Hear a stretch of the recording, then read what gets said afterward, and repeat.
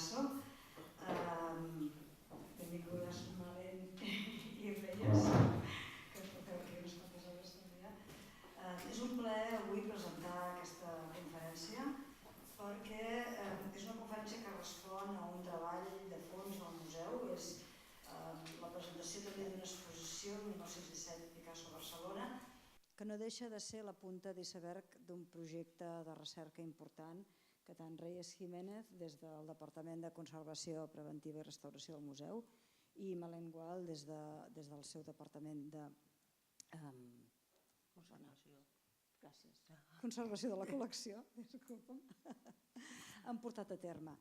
Aquests són projectes importants pel museu perquè exploren una part rellevant de la nostra col·lecció, n'aprofundeix el coneixement que en tenim sobre ella i a més el transmet a un públic. I per tant és d'aquelles exposicions que ens complau enormement presentar, ja que tenen una significació múltiple. A partir d'aquí volia donar les gràcies a la Malén i a la Reyes perquè des del primer moment que els vaig proposar, que se'ls va demanar aquesta conferència, la seva col·laboració i el seu entusiasme i el seu interès ha estat un plaer de col·laborar-hi, o sigui que molt agraïda. Penso que les informacions que compartiran avui seran molt interessants i que canviaran una mica el coneixement que tenim d'aquesta última estada llarga de Picasso aquí a Barcelona. Ja no dic res més. Gracias. Con una voz un poco de gripe. Buena tarde. Yo me voy a caer, voy a asistir, voy a escuchar para aprender un poco. Gracias a Reyes, a Malén para esta exposición, que ha sido una exposición importante, un siglo de la última estancia de Picasso en Barcelona, lo vas a explicar, con cuadros que conocemos, otros no, cuadernos, fotos totalmente inéditos de un Picasso turista en Barcelona, me parecía muy importante. Dentro de la serie de exposición que se ha inaugurado la semana pasada, 4 exposiciones, es un poco el faro de este collage de exposición que dialogan unas con otras. Yo no puedo hablar y sobre todo quiero aprender. Entonces, gracias por el trabajo de todos los equipos, que veo que hay mucha gente del museo también. Gracias. Gràcies, Anna, gràcies, Emmanuel. Bé, veureu que ens anirem traient la paraula entre les dues, però ara em toca a mi començar. I aquesta conferència està motivada per l'exposició que es pot veure aquí a les sales sobre la darrera estada llarga de Picasso a Barcelona, des que va marxar l'any 1904 per afincar-se a París. Però no només és l'última vegada que Picasso està molt temps aquí a Barcelona, després tornarà el 26, el 33 i el 34, sinó que el més important és que és l'última vegada que Picasso pinta a Barcelona. Pinta, treballa d'una forma continuada i plena. Llavors, quan nosaltres vam començar a preparar l'exposició, sempre penses una altra exposició sobre Picasso, un altre aspecte sobre Picasso, si està tot dit, de Picasso ja ho sabem tot. Doncs hem vist que no, que Picasso continua sent el gran desconegut i tant la Reyes com jo hem trobat coses que fins ara no les coneixíem. Llavors, comencem per aquestes fotos de Picasso a l'Hotel Rancini, de Picasso i Olga passejant per Barcelona. Bé, el motiu de la vinguda de Picasso a Barcelona és la col·laboració amb els ballets russos de Sergei Diaghilev i sobretot el seu treball a Parad. No parlarem de Parad perquè realment ja s'han fet moltes exposicions i moltes publicacions i realment podríem estar 2 hores parlant d'aquest ballet. Però sí que és el motiu per al qual Picasso va anar a Roma, va conèixer l'Olga i després va venir aquí a Barcelona. Al mes d'agost de l'any 1916, Éric Satie i Jean Cocteau van convèncer a Picasso a treballar amb ells en aquest ballet que es deia Parad, que era pels ballets russos de Diaghilev. Picasso mai no havia anat a veure els ballets, però sí que coneixia molt l'aspecte del circ, li agradava molt, recordem les obres de l'època rosa, 1905-1906, per tant, al dir-li que era com una gran parada circense, llavors el Picasso va voler col·laborar. D'altra banda, estava Diaghilev, l'empresari, que al Diaghilev no li agradava el cubisme, però sí que veia que per projectar els ballets a una dimensió més intel·lectual o més internacional necessitava altres artistes. Ella estava col·laborant, que no siguessin els típics decoradors de teatre. Llavors, ell ja havia col·laborat amb altres artistes, que eren Larionov i Goncharova, però va pensar que aquesta col·laboració amb Picasso realment li donaria molt més prestigi. Passa. Encara? No. Picasso, el 11 de gener de 1917, firma un contracte amb Diaghilev pel qual cobra 5.000 francs antics per fer els decorats i el vestuari i el taló de boca de Parat i 1.000 francs més per anar a Roma en tota la companyia. El 17 de febrer, amb Jean Cocteau, van cap a Roma i passarà ja 2 mesos en els quals treballarà en aquest ballet. Podem dir que tots els dibuixos preparatoris per Parat estan fets a Roma. Potser va començar a treballar a París, però fonamentalment la feina està feta a Roma. Roma és molt important per 3 motius. En primer lloc, perquè Picasso s'allunya una mica dels cercles intel·lectuals i artístics francesos, per tant podrà treballar amb molta més llibertat del que estava fent a França. En segon lloc, perquè evidentment treballar a Parat, però també perquè a l'estar a Roma i visitar Nàpols i Pompeia entra en contacte amb l'art clàssic, que això l'influirà molt en el seu devenir pictòric i estilístic. I tercer, també molt important, encara una mica més anecdòtic, és que és a Roma on coneix a Olga i s'enamora d'Olga. Llavors, treballant, estan 2 mesos a Roma i finalment Parat s'estrena el 18 de maig al Teatre de Châtelet de París, amb una gran escandalera. La gent realment no va entendre, després veurem quan posem els vestits i el decorat, realment no van entendre el que pretenia dir Picasso. I Satie, amb la seva composició, va introduir elements aliens a la música clàssica, com pot ser el soroll d'una màquina d'escriure o el soroll d'una sirena de barco o de port. Per tant, va ser molt incomprès i Diaghilev, que el tenia programat per més dies, va decidir retirar-la. Bé, a finals de maig, tota la companyia vindrà a Espanya per continuar la seva gira, començant per Madrid i després vindran a Barcelona. Realment, com he dit, quan comences a treballar a Picasso trobes moltes coses. Llavors, en tota la bibliografia picassiana, generalment deien que a finals de maig, començaments de juny, Picasso arriba a Madrid. Llavors, hem tingut la sort que al Museu Picasso de París s'han deixat veure els seus arxius i hem trobat el bitllet, que és el que vostès veuen aquí, el bitllet de tren de París a Madrid i per tant podem dir que el dia 31 de maig Picasso estava a Irún i el dia 1 de juny arribava a Madrid i s'allotjava en l'Hotel Palace, igualment que Diaghilev i Massin. També veiem a la part de baix que tenim és al revers del bitllet, que hi ha una petita anotació molt curiosa que diu Calle Carretas, Café Pombo. Café Pombo, que és el Café Pombo, és molt conegut, que era del Ramon Gómez de la Serna, es reunien molts intel·lectuals i artistes i sempre havien, en les memòries de Gómez de la Serna deia Picasso visitó el Café de Pombo però no posava ni la data ni res. És cert, gràcies a la premsa madrilenya del dia 4, 5 i 7 de juny, que sabem que Picasso va anar a un sopar, concretament la nit del 4, en què li van fer un homenatge. Veiem aquí aquesta foto treta del llibre, en el qual en cercle vermell surt Picasso envoltat de tots aquests intel·lectuals i artistes, i va ser realment molt important aquesta trobada amb aquest grup d'intel·lectuals madrilenys.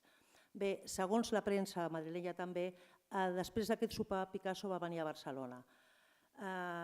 Trobem que aquesta estada de Picasso a Barcelona de 6 mesos la podem dividir en 2 etapes. La primera són només 10 dies, podem dir del dia 5 o 6, més o menys quan arriba, fins al dia 16. Picasso ve sol, deixa la companyia de Diaghilev i deixa a Olga a Madrid i ve sol aquí a Barcelona, suposo que per esperar-los que ells vinguessin el dia 20. Sabem més o menys les dates que Picasso arriba a començaments de juny, primer perquè a la premsa a Madrid diuen que el dia següent Picasso marxa i perquè aquí a la premsa de Barcelona veiem aquestes notes de la publicitat de Veu de Catalunya i el Poble Català que parlen que el gran artista Pau Picasso està entre nosaltres i per tant podem datar aquí a començaments de juny. Durant aquests dies, Picasso ha tornat a una Barcelona diferent. Està una Barcelona molt diferent de la que ja havia deixat, sobretot urbanísticament, pensem l'obertura de la Via Laietana, però també un ambient artístic molt diferent. Quan Picasso marxa el 1904 al modernisme, el que imperava, ara aquí ja trobem que tenim els artistes noucentistes i sobretot que tenim una colònia d'artistes d'avantguarda estrangers bastant interessant. Però, curiosament, Picasso es relacionarà amb els seus amics de joventut que li faran diversos homenatges. El primer d'ells és el dia 13 de juny al Cafè Au Lion d'Or, que això, ho dic per la gent que de vegades llegeix llibres de Picasso, veuran que hi ha bastants errors perquè una vegada un historiador es va equivocar al copiar, es va equivocar juny per juliol, llavors tota la vida la gent ha estat copiant el que havia dit aquest historiador, aquest biògraf de Picasso, i sempre es deia que era el mes de juliol. No, és el mes de juny, com tenim testimoni en la premsa. El segon homenatge es va fer el 16 de juny a les Galeries Laietanes. En aquest moment les Galeries Laietanes havien fet una exposició d'Iturrino i anaven a estrenar el dia següent, inaugurar el dia següent una de Maeztu. Per tant, aquest homenatge el fan no només a Picasso, sinó també als artistes Iturrino, Maeztu i Andrés Saglio, que era el funcionari que havia organitzat, el funcionari francès, perdó, que havia organitzat l'exposició d'art francès que s'estava celebrant en aquell moment a Barcelona.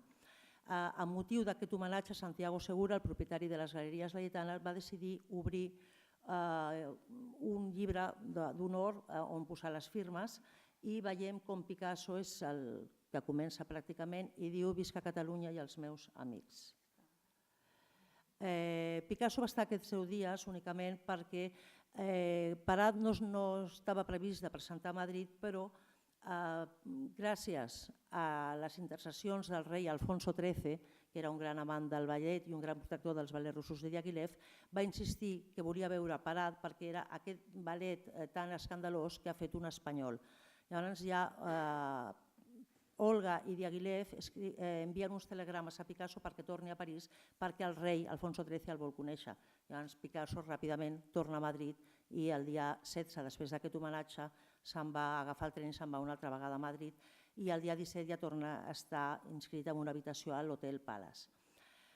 Bé, aquí hem posat, després la Reyes parlarà més detingudament, les obres que Picasso va fer, les obres importants que Picasso va fer aquí a Barcelona, veuen que són en 6 mesos, hem posat amb el requadre blanc...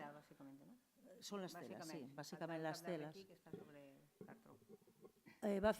Veiem sobre el blanc, són les obres que es conserven en aquest museu, l'altra és l'única obra que Picasso, que després explicarem, que va poder treure d'Espanya, i a part d'això 3 carnets de dibuixos molt interessants, però que anirem parlant després.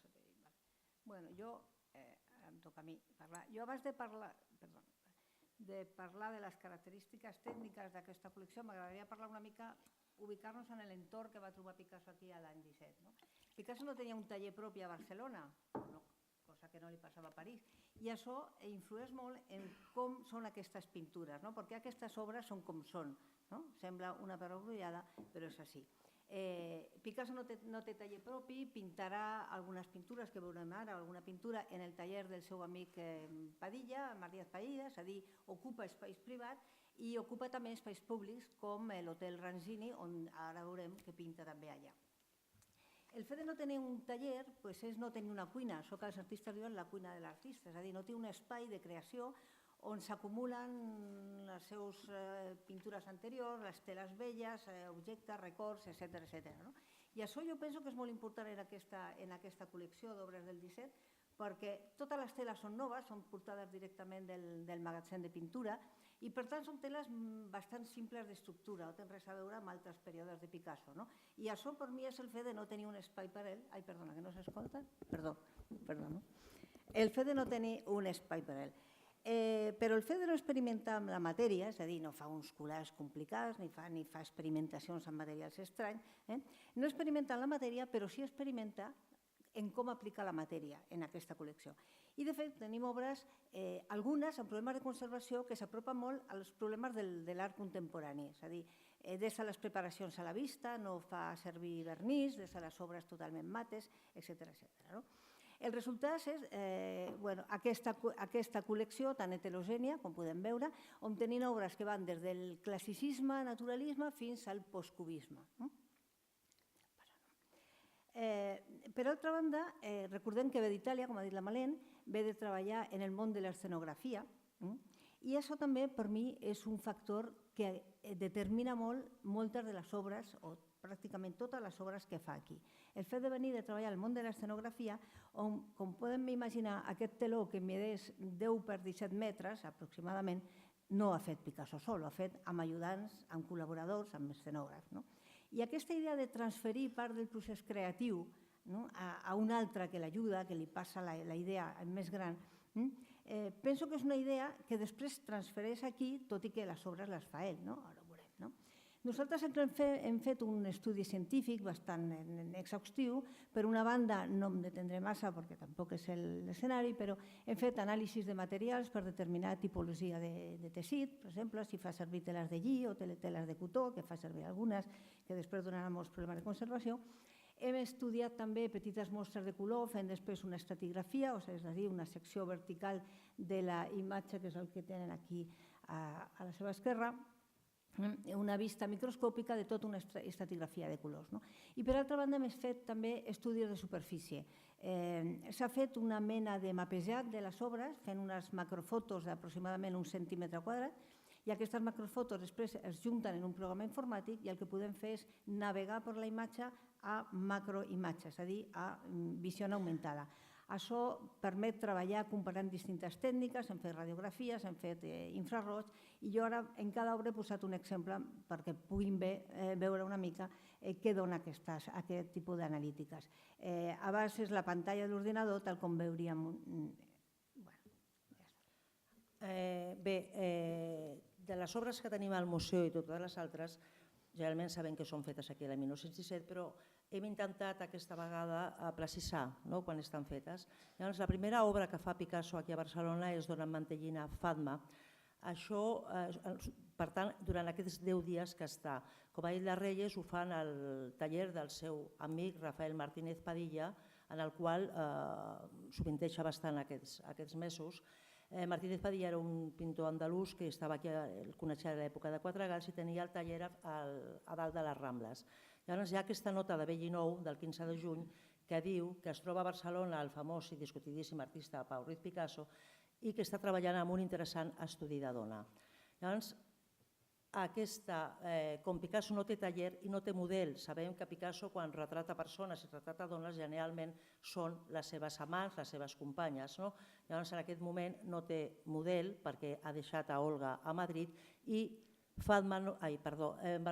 Padilla no només li deixa treballar en el seu taller, sinó que podríem dir que li deixa retratar a la seva amant, que era Fatma, que era també la seva model. Era una model molt cotitzada, que l'havia retratat també Casas i el mateix Padilla, com veient a la foto de dalt, que és de la Fundació Palau, una obra de la Fundació que ens ha prestat la Fundació Palau, i la retraten generalment amb mantilla tal com ella es publicitava, aquesta postal, que també és de la Fundació Palau, és la seva imatge propagandística, que ella vivia a Fatma, veiem, al carrer Cruz de los Canteros, número 12, que està al Poble Sec. Llavors, Picasso la va fer en aquest moment, en aquests seus dies, llavors jo crec que per això és un d'aquests motius perquè aquesta obra estigui inacabada, perquè Picasso no va tenir temps d'acabar l'obra, perquè va tenir que tornar rapidíssimament a Madrid per veure la representació de Parat, i després quan va tornar ja va tornar amb Olga, per tant ja tenia la seva model al costat. Hem vist que aquesta obra està delineada amb uns traços, un dibuix molt lineal i que està feta amb un puntillisme, per dir-li d'alguna manera, un fals puntillisme. Per què Picasso treballa ara el puntillisme? Ell havia començat l'any 15, quan anava deixant mica en mica el cubisme, havia començat a incorporar una mica de color i alguna vegada alguna pinzellada sola i alguns puntets, però no d'una forma molt determinada. Llavors, què passa? Per què en aquest moment el puntillisme? Pensem que Picasso en aquest moment està treballant o ha treballat a Parat, el puntillisme comença a Roma, tenim aquestes dues imatges de Picasso que són la italiana i la vista de la Via Medici que va fer des del seu taller a la Rima Arguta. Picasso comença a fer aquestes obres puntillistes precisament quan està treballant en parat. I poder aquesta referència, hem posat aquesta referència d'aquesta obra de Seurat, el gran pintor puntillista, que es diu precisament La Gran Parade. Llavors, aquesta relació podem dir que potser Picasso va fer aquesta relació, però no deixa de ser una hipòtesi. Bueno, la mirada retrospectiva a Seurat és inevitable, però trobem analogies, però també trobem moltes diferències, o almenys tècniques diferències. Personalment, dels estudis que hem fet, sí que trobem, per exemple, un parell d'analogies tècniques que Seurat utilitza en moltes obres la doble imprimació, és a dir, ell compra una tela amb una preparació blanca i li dona una segona preparació en el taller, cosa que és bastant inusual, i en aquest cas, en aquesta pintura, curiosament també la trobem, aquesta doble imprimació. Segurament Picasso volia tenir una superfície més suau, més brillant, més luminosa, per poder definir aquest dibuix a carbonet. I la segona analogia, que jo trobo amb l'obra de Seurat és l'ús dels pigments per medio del contrast simultani. Picasso usa pigments purs,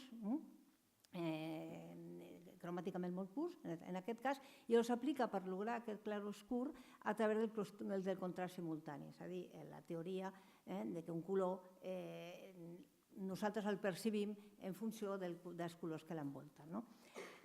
Malgrat això, Seurat era un teòric i Picasso no ho era, ni molt més. Per mi, Seurat era un teòric que havia llegit molt de les teories psicofisiològiques del color i sobre el contrast simultani, i Picasso arriba, des del meu punt de vista, d'una manera completament espontània, fent servir, com dic, colors de molta puresa espectral i, en aquest cas, eliminant el negre. És molt curiós perquè aquí tenim una petita discussió si l'obra és una obra inconclosa o no. Des del meu punt de vista, és una obra que està perfectament acabada. Picasso fa un dibuix perfecte al carbonet sobre la preparació, segurament encara fresca, perquè el carbonet no s'ha caigut, sinó el carbonet és una matèria que si no es fixa es cau. I a partir d'aquí, amb un dibuix perfectament potent, que no necessitaria el suport del color, Picasso aplica localment el color, amb aquesta doble imprimació que li dona aquesta vibració. És molt interessant aquí. He anat posant alguna de les tècniques que hem fet servir, les tècniques d'imatge. En aquest cas, això seria una imatge infrarroja, la de la dreta.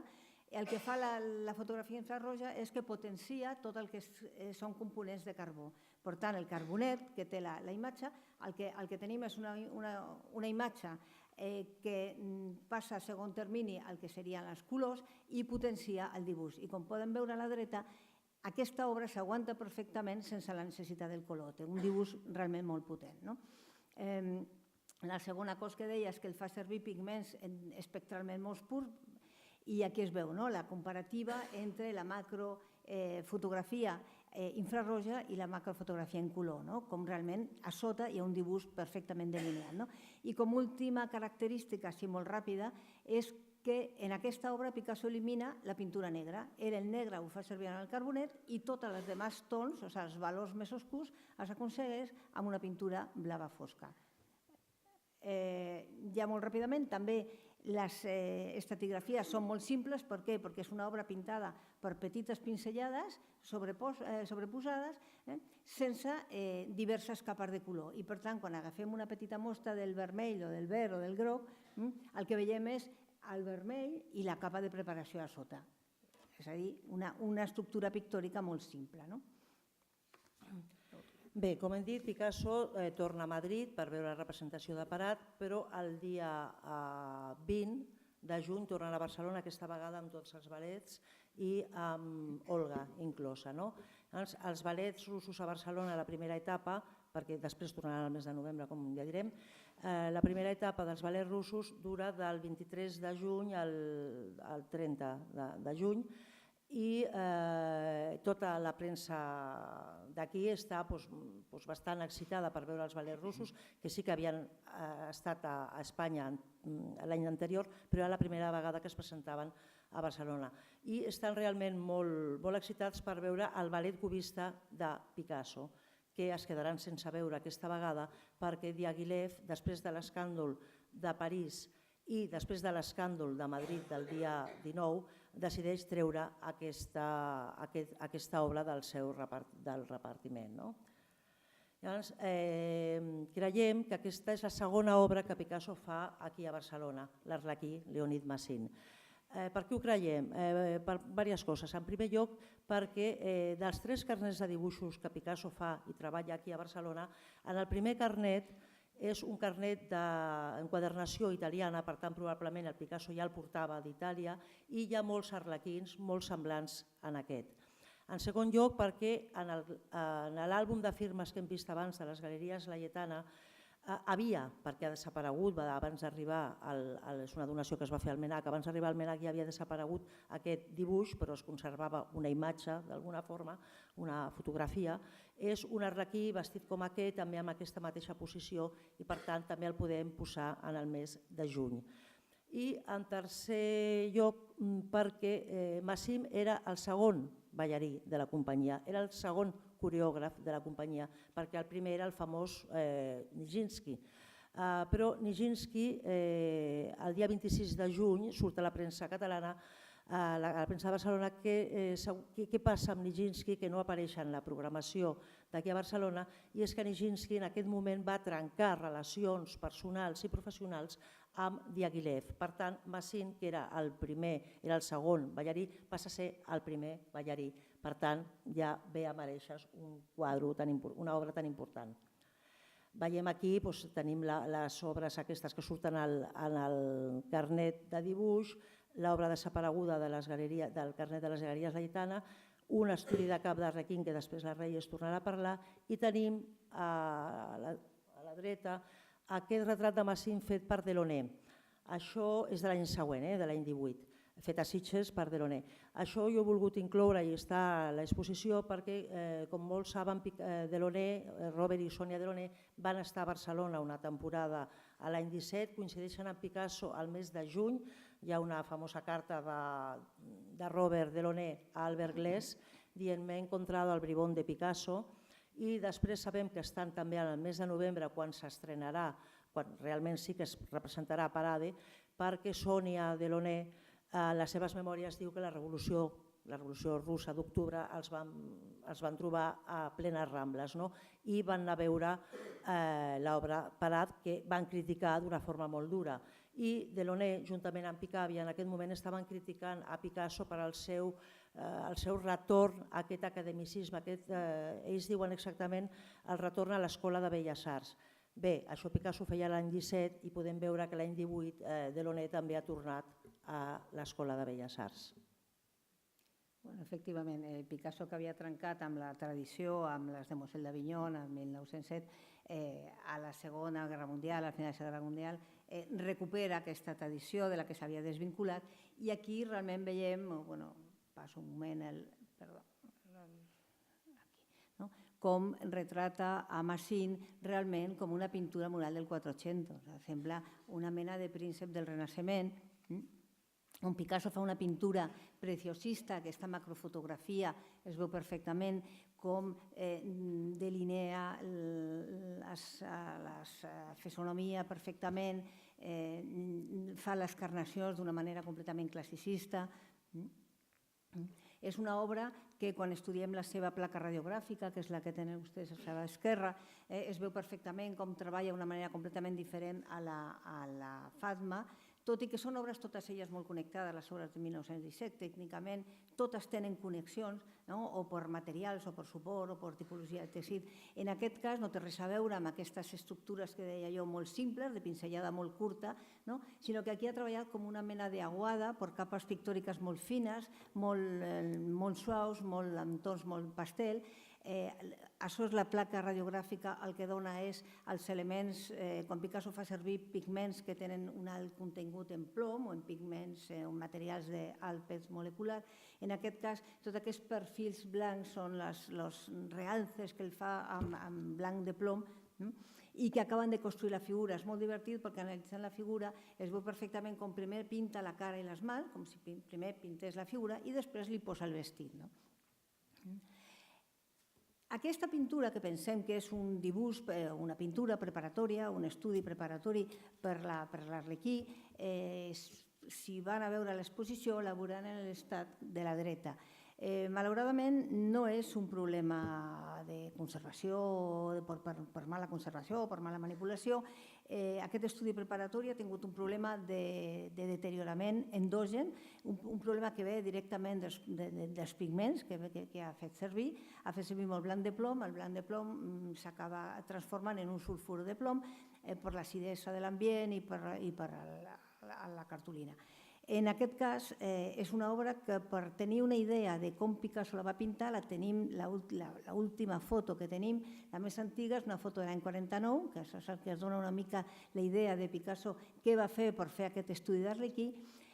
Al 49 l'obra estava així, a l'any 70, quan Picasso va fer la donació al museu, ja la vam trobar com la segona imatge que veuen, completament negra, és un problema que ve de dins del cartró cap a l'exterior, que es va posar negre, es va transformar en el pigment, i en aquest moment l'obra la tenim com la imatge de sota. Per això dic que per poder saber quin aspecte tindria aquesta obra hauríem de mirar el cap d'Arlequí. Jo, des del meu punt de vista, això és un estudi del cap d'Arlequí perquè fins i tot el color pardo del cartró que fa servir és el mateix color pardo que posa després quan fa la pintura de l'Arlequí com a base d'aquesta carnació tan suau i tan fluida. En aquest moment aquesta obra serà objecte d'un estudi específic. Nosaltres hem fet l'estudi de totes les teles, les pintures sobre tela del 17, i aquesta, que és una pintura diferent, no és un oli, és un guaix, és una obra sobre el cartró, l'hem deixat per fer un estudi a part. Malauradament mai podrem recuperar els colors originals, que serien aproximadament els de l'Arlequín, però com a mínim, si arribem a saber exactament quin pigment és el pigment d'origen, podrem fer una reconstrucció ideal, una reconstrucció per poder, com a mínim, documentar l'obra en el seu origen. Bé, aquí tenim un tercer exemple de com treballa Picasso. Hem vist primer la Fatma, que és lineal amb aquest fals puntillisme afegit, hem vist l'Arlequí purament classicista i ara veiem aquest retrat de Blanquita Suárez, que també podem dir que és la tercera obra que Picasso fa aquí a Barcelona al mes de juny de 1917. Blanquita Suárez era una cupletista que estava molt de moda en aquell moment perquè actua moltes vegades a Barcelona, actua al gener, al juny i torna a actuar al novembre, però sabem que Picasso la van a veure treballar al Teatre Tívoli del 28 de juny al 12 de juliol, per tant Picasso probablement va anar a una d'aquestes representacions i va prendre una nota en vivo, dues notes d'aquests dibuixos que no estan a l'exposició perquè són dibuixos que ara estan desapareguts, són reproduccions de llibre, i després a casa seva o al taller de Padilla o al taller que li devien prestar va acabar l'obra. Hem posat també una postal de l'època il·luminada i d'aquestes que es posen una mica en relleu, que veiem que és Blanquita Suárez en aquest espectacle de la gatita blanca. Llavors Picasso utilitzarà aquest estil, com veurem després i com ja hem vist, com ja havia fet a Roma, que ara us ensenyarà la Reyes, aquest cubisme que els historiadors han anomenat cubisme cristall, perquè ens recorda moltes vegades aquests planos com trossos de vidre pintats i posats tots junts. Realment és interessant com Picasso utilitza aquest estil per buscar, per interpretar el moviment de la dansa i el moviment del vano de la Blanquita. Bueno, efectivament, he dit al començament que per mi el món de l'espectacle té molt a veure i té molta influència en el resultat de les obres, el per què les obres són com són. Aquesta per mi és una de les que més ens introdueix en el món de l'espectacle, en el món teatral. L'estudi infraroig ens ha donat moltes sorpreses, és anecdòtic però és interessant veure com fa algunes petites correccions. Per exemple, la imatge de l'esquerra seria la imatge visible, el llum visible, i la imatge de la dreta, no sé si veuen aquí on està la mena de peineta verda, com hi havia un rinxo que amb l'infraroig ha sortit. Ha sortit petits detalls, que no és que siguin unes enormes transformacions de l'obra, però sí que és curiós el fer. Aquí, per exemple, el vano també es veu perfectament com tenia una partició diferent i després amb la pintura roja l'ha tapat.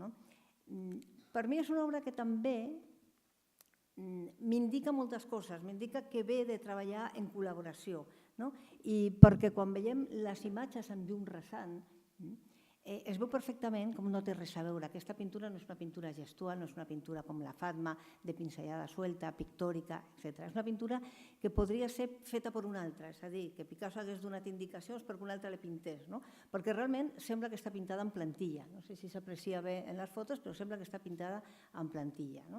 I quan veiem aquests dibuixos preparatoris, efectivament és com si fes un plano perfecte per poder passar després la pintura a la realitat, a la tercera dimensió. I com deia, això ve d'antecedents de Roma. A Roma, que és on ha pintat el telón de Parade i ha fet totes les escenografies de Parade, fa aquesta obra, que és una obra molt més ambiciosa, molt més gran, no sé si s'aprecia bé la dimensió, però és una dimensió, tindrà 2 metres per 2 metres aproximadament, i a Roma fa aquesta obra que es fa retratar amb l'obra inconclusa encara, on deixa la part de preparació a la vista, i no sé si s'aprecia, però en aquestes zones que està el motejat negre, a sota del motejat, a llapis grafit, posa point. És a dir, com si Picasso hagués donat indicacions o volgués recordar que això ho he de rellenar amb punts, o això m'ho fas amb punts.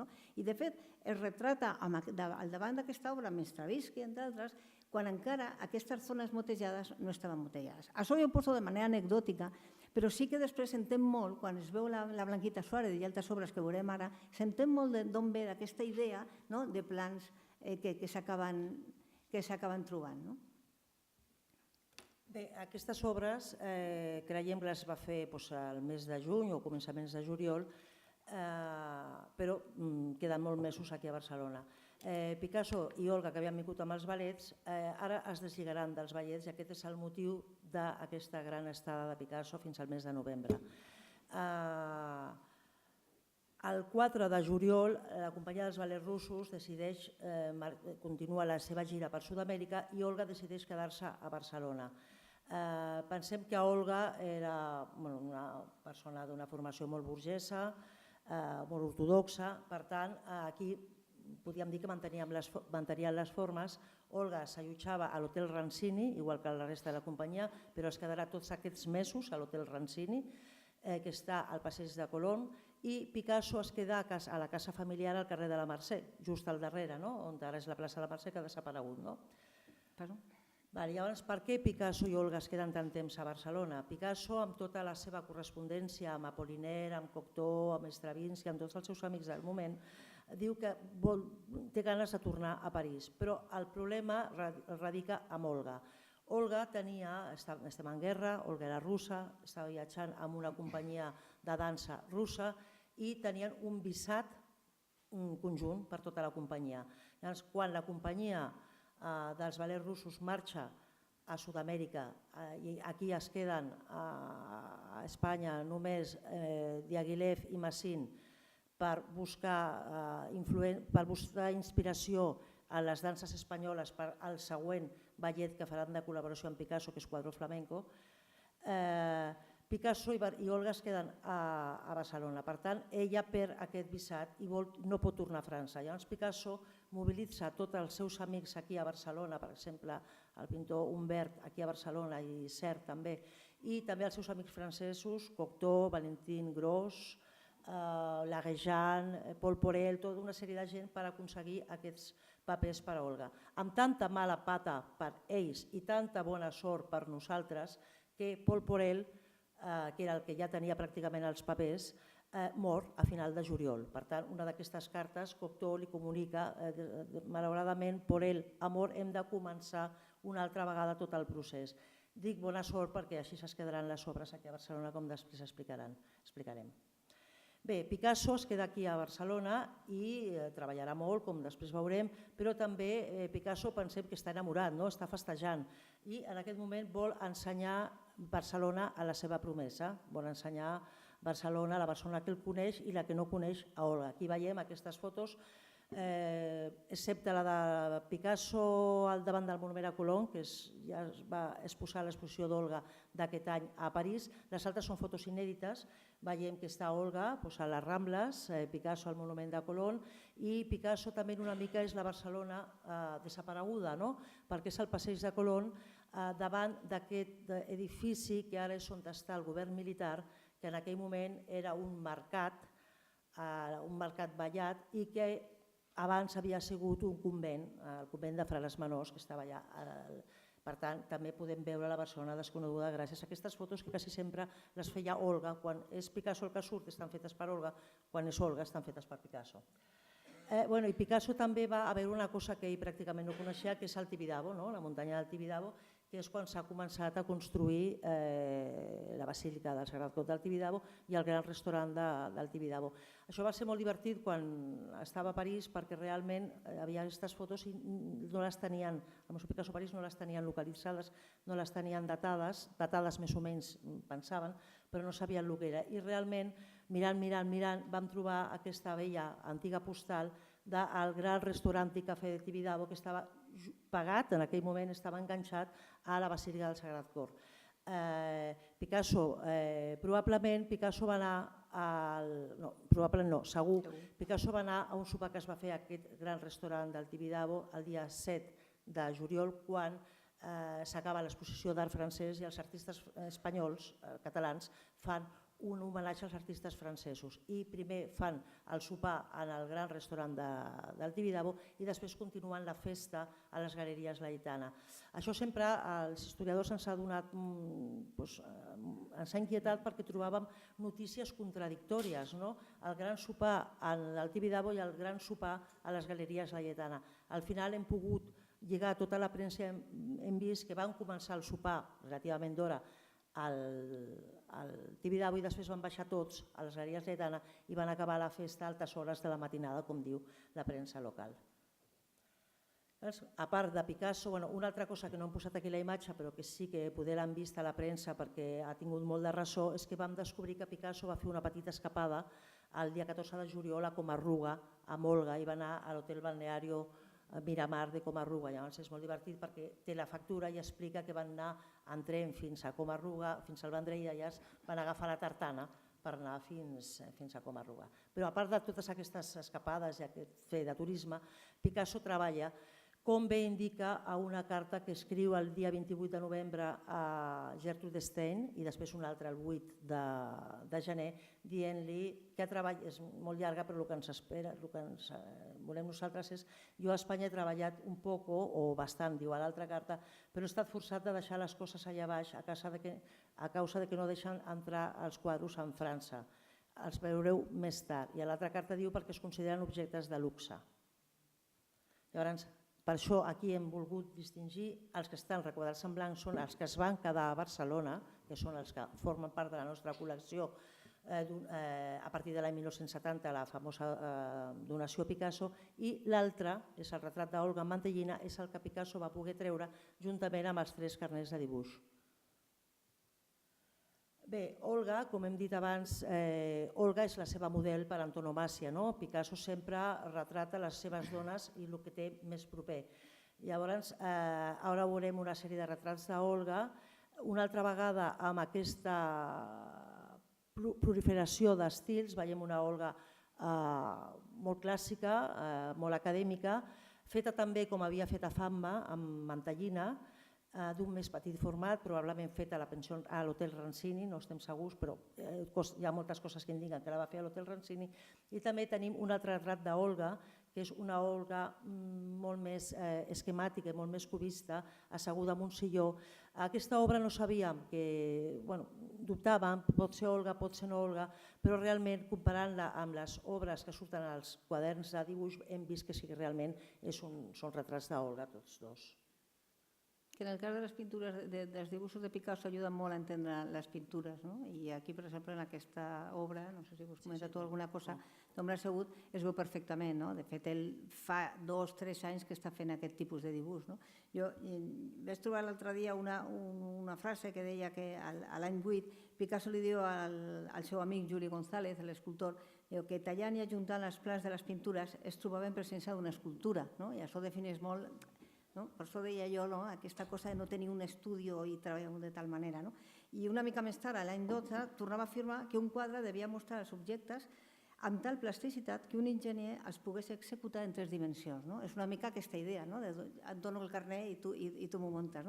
En definitiva, d'alguna manera, això és el que està fent a Roma, el que ha fet a Roma, el cubismo en escena, que deia el diari. Tenim el mànager americà, que és la foto de l'esquerra, que era l'escenografia que ell fa per posar en escena el cubismo en escena, i com uns mesos més tard a Barcelona ell farà aquesta pintura de l'home assegut. Aquesta idea que jo deia al començament de poder transferir l'execució de l'obra i que és més pròpia del món de l'escultura, els escultors fan una maqueta i després tenen ajudants que li passen la maqueta o a bronze o a un format més gran, doncs aquí hi ha una interrelació entre diverses modalitats, perquè sí que per mi hi ha aquesta idea que és més del món de l'escultura i que és el que li dona el fet d'haver treballat en el món de l'escenografia. Sí, un moment. Jo volia afegir en aquesta que també ens mostra aquest tema de l'home assegut a la taula, ens mostra molt també la continuïtat de la temàtica picassiana, perquè si recorden l'exposició que van fer de cubisme en guerra, hi havia una sèrie de dibuixos 4 de l'any 14, just al moment quan es talla la guerra, que Picasso ja comença a treballar aquest tema de l'home acudat a una taula i en el qual ja comença a finals del 14 a barrejar l'estil cubista amb un estil molt més naturalista. Llavors veiem aquesta continuïtat, aquesta complexitat temàtica i aquesta forma de resoldre els problemes que li posen els temes i la forma de pintar, que no és lineal sinó al llarg del temps. Efectivament, el que passa és que jo deia al començament, en el fons, encara que no ho sembli, que tenim obres molt cubistes i obres molt naturalistes, totes tenen un lligam i totes estan connectades. Per exemple, tenim aquesta home en fruitera, que evidentment connectadíssima amb la petita fruitera, però a més d'això, home en fruitera continua amb la relació escenogràfica que comentava abans. Els mànagers, els actors aquests que Picasso posa en escena i que no deixa de ser una disfressa, un home disfressat, un home a dins d'una escenografia, i com quan pinta posa també una mena d'actor a sota de la capa pictòrica. La radiografia d'aquesta obra, Home en fruitera, ens ha donat en aquesta zona, he dit que les pintures d'aquest període pràcticament no tenen pentimentis, més enllà de la cosa anecdòtica del caracolillo del front de la Blanquita Suárez o del Vano, etc. I aquesta és l'única que tindria una certa modificació o una modificació ja una mica més contundent en la zona de la cara. És molt divertit perquè veiem aquesta obra totalment sintètica, totalment per planos, però quan fem la radiografia i estudiem la radiografia, en la zona que correspondria al cap, que he marcat allà en vermell, curiosament el que surt a sota és un personatge naturalista. No sé si es veu bé, però es veu una orella a l'esquerra, es veuen els ulls, es veu el nas, i després Picasso què fa? La tapa. La tapa com haria amb un personatge de l'escena real. Tinc el personatge i li poso directament l'escenografia que he fet. D'alguna manera, per això deia jo que les obres estan totes molt lligades, perquè aquest personatge que tapa l'orella i tapa els ulls i tapa aquesta cara naturalista, encara que deixa la mà, i aquesta mà tan carnosa i tan naturalista, en el fons és una mà que es porta molt a la mà de l'Arlequí, aquesta mà tan masculina, tan naturalista. Passo ràpid perquè si no... Una altra obra dins d'aquesta mateixa línia, del que deia la Malén, de dibuixos ja previs d'anys anteriors, que està fent aquests personatges que al final fa una simbiosi entre la butaca i el personatge assegut a la butaca, seria aquesta dona en una butaca. He posat simplement una estratigrafia per veure la comparativa entre les estratigrafies de la Fatma, que eren molt simples, una pinzellada i una capa de preparació a sota, i en canvi com aquestes sí que són aquesta idea de plans que se superposen i com tenim una capa blanca, una capa vermella a sota, una capa grisa, és a dir, no són obres tan directes com podíem tenir en el cas de la Fatma. No sé si vols fer un comentari així. Per altra banda, el color fa servir una sèrie de còdics pels colors, si es fixen són molt limitades, amb paletes molt limitades, aquestes obres. Bé, ara fem un descans de les obres tan tècnicament parlant. Bé, tots sabem que Picasso era un gran amant de les corrides de toros i, evidentment, quan està aquí a Barcelona no pot faltar d'anar a veure les curses de braus. Llavors, sabem que Picasso va anar en concret, sabem 2 dies, segurament va anar més, però sabem 2 dies. Un, el 12 d'octubre, perquè si veuen aquest que està, aquest toro, aquest brau, i una anotació diu el primer toro del dia de la corrida de la Pilarica és el 12 d'octubre, i també sabem que va anar el dia 14, perquè hi ha una carta de Picasso a Apollinaire que li diu el domingo, que era 14, me encontré a Picabia en los toros. Llavors, sabem que va anar a aquestes, com a mínim 2 vegades a los toros. Picasso, com molts saben, la producció de Picasso és molt interessant de veure, sobretot en els carnets de dibuixos. Fa moltíssims carnets de dibuixos i moltes vegades quan veiem una obra de Picasso sembla que és una obra espontània, moltes vegades ho són, però altres vegades hi ha un treball previ brutal. Per exemple, la Demoiselle d'Avinyó hi ha 5 o 6 carnets de dibuixos previs a l'obra. En el cas d'algunes obres d'aquí del 17, com ara veurem, també hi ha un estudi previ. Segurament va a les curses de brau amb els carnets de dibuixos i pren aquestes notes molt ràpides per després treballar-ho al taller o a l'Hotel Rancini o a la casa seva. Una de les coses curioses d'aquests carnets és que ens ha servit per identificar un personatge que sortia a molts dibuixos de Picasso, que molta gent, molts estudiadors deien que és Massin. Hem posat aquí un exemple, els dibuixos deien que és Massin perquè era un personatge amb una fisonomia molt clàssica i que estava dibuixat d'un punt de vista bastant acadèmic. Llavors, veient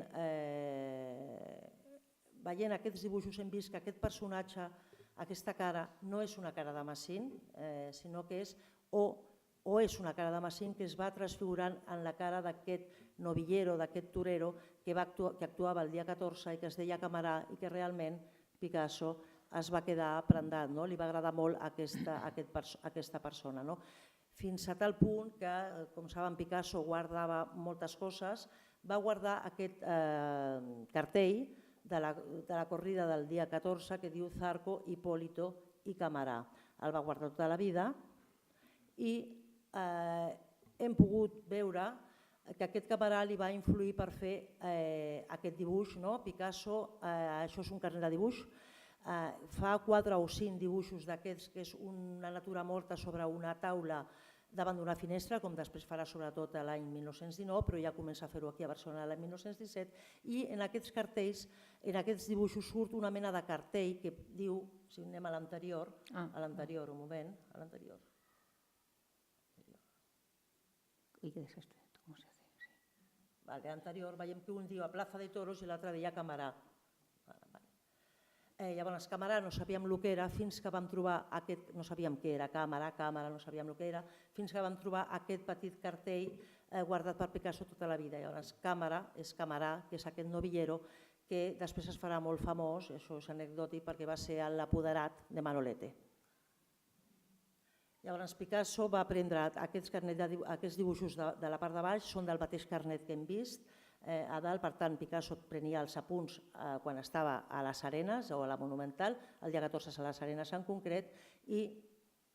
Bueno, aquí parla jo. Picasso fa aquí, aquesta és una pintura estranya perquè de fet és un dibuix sobre tela. Picasso fa servir una tela color albero que podria ser un guinyo taurino, no sé, valen bé.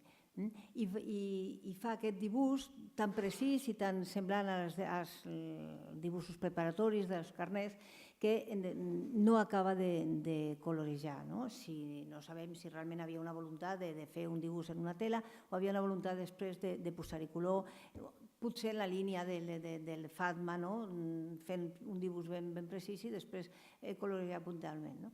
Per tant, quan hem fet les estratigrafies per fer l'estudi tècnic d'aquestes obres, aquesta seria l'estratigrafia més simple que ha sortit, perquè evidentment no hi ha capa pictòrica. En surt una estratigrafia amb una capa ocre, que és el color de la tela, el color de la preparació de la tela, de la capa de preparació, i després directament amb un llapis de grafit dibuixa perfectament el cavall. Aquesta obra, en canvi, tot i que no té massa informació pictòrica, no té cap complexitat pictòrica, és una obra que ens ha passat molta informació. Primer, perquè encara conserva el segell de la casa comercial on Picasso va comprar aquesta tela. La casa Teixidor que en aquest moment, malauradament, és una òptica que està aquí al costat del Corte Inglés de plaça Catalunya, però que fins no fa tant era encara una botiga de productes de Belles Arts. Doncs encara la tela conserva el vestidor, conserva el segell comercial al revés de la tela. I fent l'estudi amb infraroig, el que hem trobat és també en el vestidor una inscripció que és pràcticament il·legible a simple vista, però amb infraroig el que aconseguim és potenciar tot el carbó i que es veu perfectament, com es pot llegir, la foto de baix seria la foto infrarroja, que diu Coclova, Hotel Rancini, Paseo de Colón. I això és molt divertit perquè això confirmaria que efectivament, com a mínim, el proveïdor li portava les teles, els vestidors, o alguna, com a mínim aquesta, al passeig de Colón, a l'Hotel Rancini, on s'allotjava l'Olga, i on realment, el que deia Malena al començament, mantenia les formes i suposadament ell no iba a l'habitació de l'Olga, però clarament anava a l'habitació de l'Olga pels dibuixos que tenim. Relacionat amb el que ha dit la Reyes, dues coses. Hem vist que comprava les teles a la casa Teixidor, però abans quan hem parlat dels carnets de dibuix, Picasso va fer 3 aquí, un és d'enquadernació italiana, probablement ja el portava, però els altres 2 són d'enquadernació espanyola i amb un d'ells hem trobat un segell on el va comprar, que és el Bazar de los Andaluces, que estava a la plaça Real. Per això vull dir que Picasso aquí va comprar molt material, tenia tota aquesta idea de treballar molt, com va demostrar.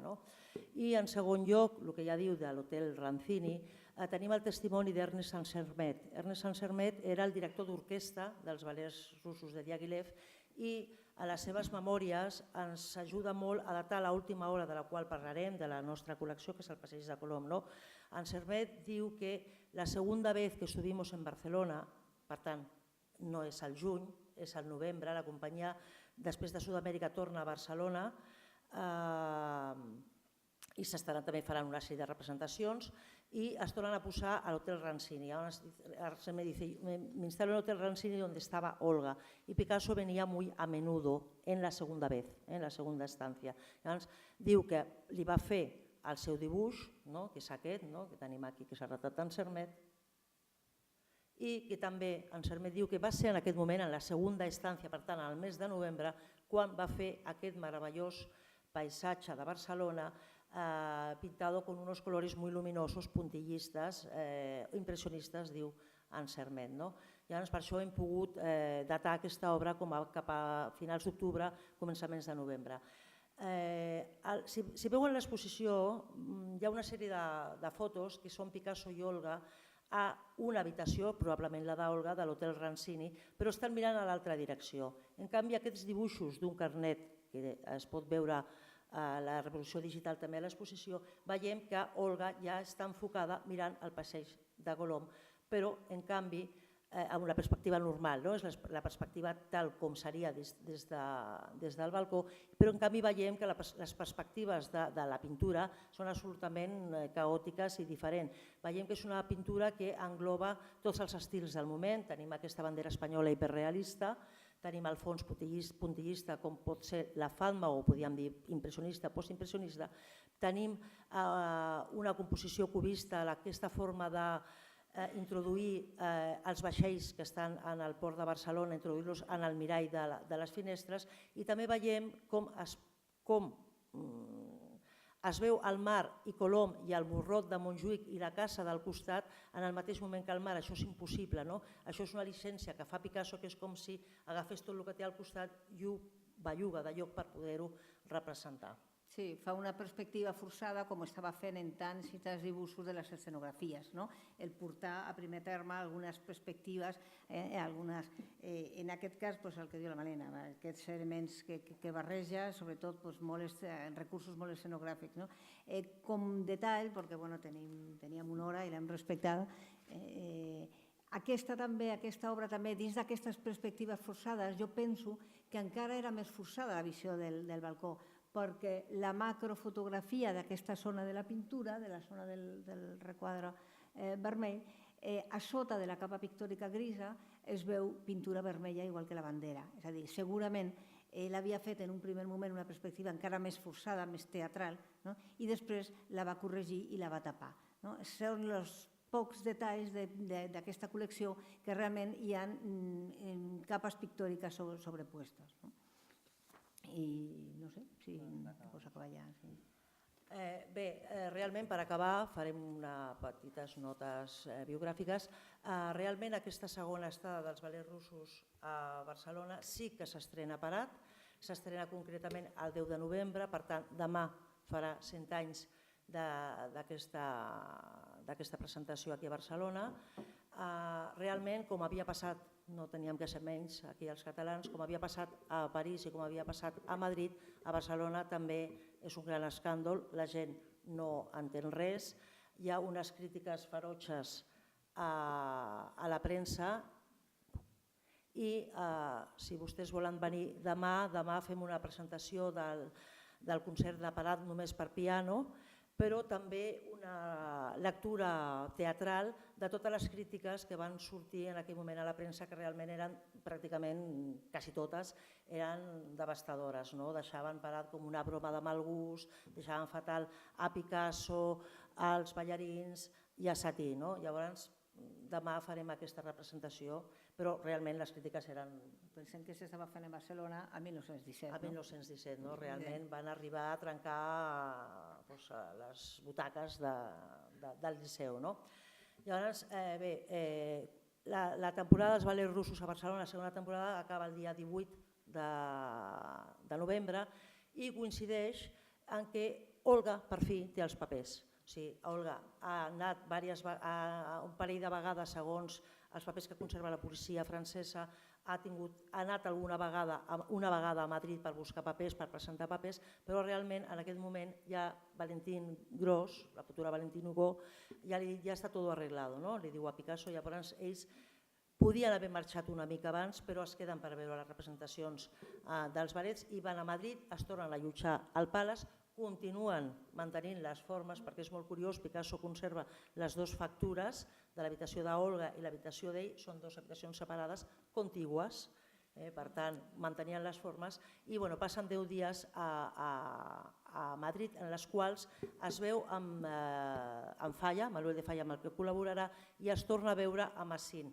I amb aquesta imatge volem dir, Picasso diu adeu a Barcelona, diu adeu a Espanya en aquest moment, tornarà després al 26, 33 i 34, però únicament com turista, però no diu adeu als ballets russos, no diu adeu a la col·laboració ni amb Massim ni amb Falla. I per això hem volgut posar aquest dibuix, que és l'últim que fa aquí, que és del 26 o 27? 26 de novembre.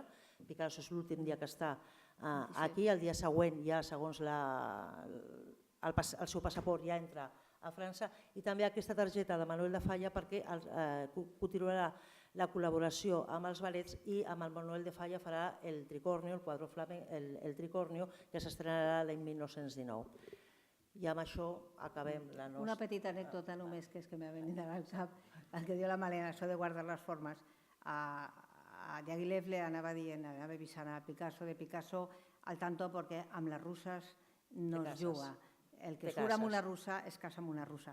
I efectivament l'any següent es casa amb la russa. És que m'he acordat ara, no? Té gràcia perquè efectivament anaven guardant les formes perquè segurament l'altre l'estava amenaçant, no? Al tanto. I inclús quan tornen a París, que ja viuen junts, ella, la seva residència oficial és a un hotel i en canvi ja en els dibuixos de Picasso ja està, és que no sé què, guarden les formes. Con les russes se casen, com va dir Diaghilev. Moltes gràcies per escoltar-nos i si...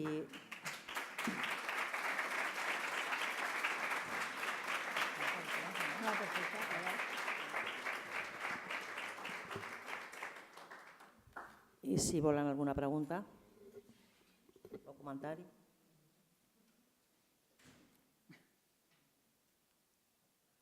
Sí que us volia fer una pregunta. En el cas del Cavall Banyegat, heu comentat la possibilitat que fos una obra que Picasso tingués la intenció després pintar-la o no? No, vull dir, és estrany perquè tècnicament un no acostuma a fer un dibuix sobre una tela preparada per pintar a l'oli. Per la qual cosa, i sobretot una obra que ell ha estudiat prèviament, ha fet tants carnets, tants dibuixos preparatoris i algun dibuix de carnet que és pràcticament clavat a aquesta obra. I per tant, penso si no seria algun experiment que el volgués fer després d'acolorir puntualment i ho va deixar en el camí, però si no és estrany, no? Per què ha agafat una tela? Ara, també potser, tornant al començament, igual el fet de no tenir un estudi, de no tenir material a l'abast, doncs al final agafava el que tenia més a mà, no? Perquè clar, no és el mateix, sobretot Picasso, la seva quotidianitat, tota la seva vida és un estudi ple de coses, però ple, no? Ple de la seva obra, d'objectes, de records, de fotos, etc. I aquí suposo que devia ser molt desolador per ell treballar, perquè clar, estava d'ocupa i a més sense material, no? Sense les seves coses, que per un artista és molt important, no? El tirar del teu material, de la teva cuina, no? Així que no ho sabem, realment no ho sabem, però és estrany un dibuix a grafit sobre una tela.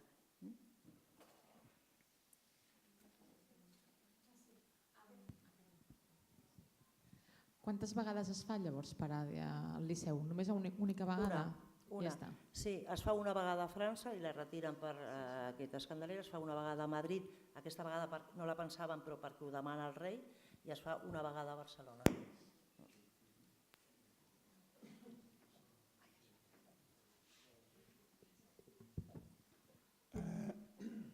No heu mostrat el quadre de l'hotel.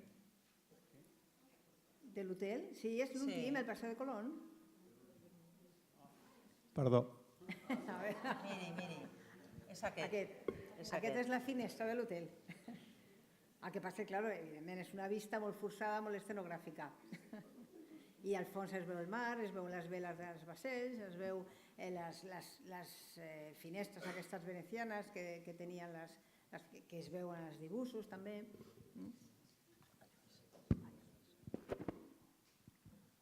Moltes gràcies per tota l'aportació que heu fet en aquesta, no en la conferència, sinó a la feinada documental i d'investigació. Jo tinc una pregunta amb això. Buscant els diaris d'aquesta època i coincidint amb això que deies, que Sònia Deloni ha dit, ostres, m'he trobat aquí just quan hi ha hagut la revolució, a les Rambles. Hi ha alguna referència en els diaris que hi ha els ballets russos mentre hi ha la revolució d'octubre, que resulta que no és octubre sinó que és el 7 de novembre, per la qüestió del calendari julià i el canvi, no? Hi ha alguna referència? No, és curiós que mirant tota la premsa del moment sí que parlen dels ballets russos i sí poder que hi ha un acudit a la publicitat d'aquesta segona vegada de la vinguda dels ballets russos, que sí, hi ha dos acudits, un del mes de juny que surten a la imatge del Liceu amb un dibuix que és la gent vestida com amb trajo de bany, que diuen los baños russos, i el del mes de novembre, que torna a sortir a la publicitat, ja es veuen com uns cosacos, o no sé com es diu, cosacos russos, com fem ballant uns polichinelis, unes titelles. És l'única referència en la qual uneixen. Sí que és cert que a la premsa del moment es fa referència a la guerra en aquell moment i el que és curiós, si mires tota la premsa de l'any 1917, que realment és com si la guerra queda una mica llunyana, hi ha un full, en els diaris hi ha un full a la guerra i en canvi a partir del novembre els diaris s'omplen de guerra. Llavors la revolució té aquesta incidència brutal i realment és quan a Barcelona comença a fallar la frivolitat que havia fins a aquell moment.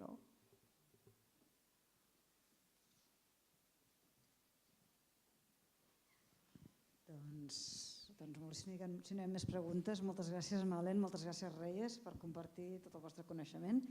Gràcies també per anomenar, aquest és un acte que combinat amb el de demà celebrem aquest centenari de l'estrena de Parat a Barcelona i per tant també us convidem a assistir a aquesta sessió on dues pianistes del Conservatori del Liceu interpretaran l'arranjament per 4 mans que el mateix Satie va fer de l'obra i tindrem en Anabel Folk i Enric Major que ens llegiran aquestes crítiques, algunes d'elles demolidores, d'altres més positives sobre la recepció que va tenir aquesta obra aquí a Barcelona.